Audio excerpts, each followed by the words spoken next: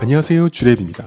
두자 수조도 어느 정도 돌아가고 물고기들도 잘 살고 있어서 수조를 어떤 컨셉으로 해볼까 생각 중에 제가 안 키워본 종류를 키워보고 싶다는 생각이 들었는데요. 연골어류, 그 중에서도 상어. 그런데 두자 수조에 키울 수 있는 상어는 없죠. 소형 상어들이 갓 태어나면 사이즈도 작고 바닥층에 사는 상어들은 공격적이지도 않다고 하니 바닥층 상어로 검색에 들어갑니다.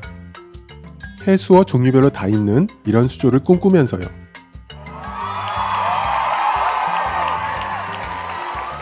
작은 아기 상어라면 두자에서 몇 달에서 1년 정도는 키울 수 있지 않을까 생각되는데요. 제가 해수어를 하며 가장 어려운 점은 지방 리퍼라는 것입니다.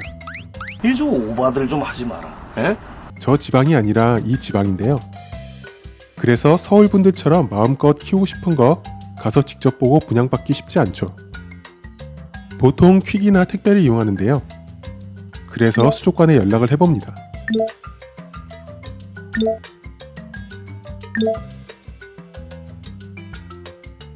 (20에서 30cm면) 쏠종개가 10cm 정도니 1년은 두자 수조에서 키울 수 있지 않을까 생각되네요.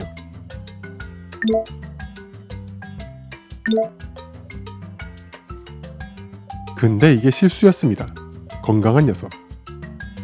물생활하며 제일 설레이는 순간이죠. 국내 최초의 상어 언박싱 영상입니다. 근데 뭔가 좀 큰 게 술렁이는 것 같은데요. 와, 진짜 크다. 이게 무슨 20cm야. 그래도 일단 수조에 입수를 해야죠. 난리가 났습니다. 꿈이 깨져버렸습니다.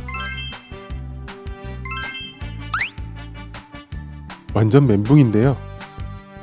집을 잃은 블루페이스 트리거는 방황하고 있고요. 원래 방황하는 쏠종개는 더 방황하고 있습니다. 크라운은 애써 태어난 척 하는데요. 집을 빼앗기기 싫은 블루페이스는 일단 동거 시도를 해보는데요. 저도 정신을 차리고 다시 천천히 관찰을 해봅니다. 바닥층 상어라도 상어는 상어인가 봅니다. 상어 아가미의 포스가 느껴지네요. 자세히 보니 얼굴에 하얀 무늬가 있는데요. 원래 있는 무늬 같지는 않고 히터에 데이거나 뭔가에 상처가 난 것 같네요. 일단 오늘은 퇴근을 해야 돼서 공격적이지 않은 상어라고 하지만 혹시 모르니 크라운들은 격리통에 넣고요. 놀란 트리거나 쏠종개가 튀어나올까봐 뚜껑을 해야 할 것 같은데 적당한 게 없어서 사무실에 있는 우드락으로 대충 덮어놓고 퇴근을 했습니다. 출근을 하자마자 잘 있는지 확인해 보는데요. 샤크는 위로 가고 블루페이스가 다시 자리를 차지했네요.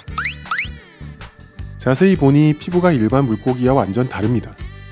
실제로도 살짝 만져보니 완전 샌드페이퍼 같은 느낌인데요. 예전에 키웠던 보아뱀 생각이 나네요. 3년 정도 키워서 너무 커져서 동물원에 분양했었는데요. 개, 고양이, 새, 파충류, 물고기 이것저것 다 키워봤는데 뱀답지 않게 온순해서 가족들이 좋아했었는데 이 녀석 이름을 그때 보아뱀 이름인 뱀이로 지어주어야겠습니다.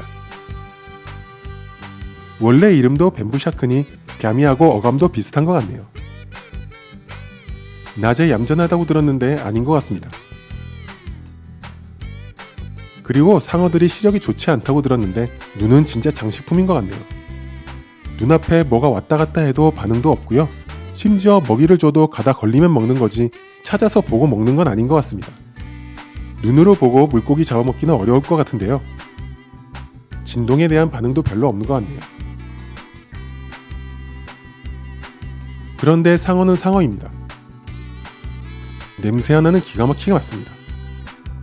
수조를 두드리고 앞에서 쳐다보고 뭘 해도 신경 안 쓰는 녀석이 수조 물에 먹이가 들어가는 순간 바로 알아채고 움직입니다. 심지어 사료는 먹지도 않으면서도 사료 냄새가 나도 난리를 치네요. 여튼 냄새에 굉장히 예민한 것 같고요. 뺨에 난 상처는 시간이 지나서 좀 아무른 것 같네요. 하얀 무늬가 하투로 바뀌었습니다. 예전에 수족관 가면 가오리들이 수면에 올라와서 사람 손 타고 노는 경우가 많았는데 이 녀석도 같은 연골어류라 그런지 수면 밖으로 얼굴을 내미는 것을 좋아하는 것 같네요. 여튼 수조도 너무 작고 계획도 엉망이 되었는데 앞으로 어떻게 할지 지금도 좀 고민 중입니다. 인생도 그렇지만 물생활도 뜻대로 되지 않을 때가 많은 것 같네요. 오늘 영상은 여기까지입니다. 감사합니다.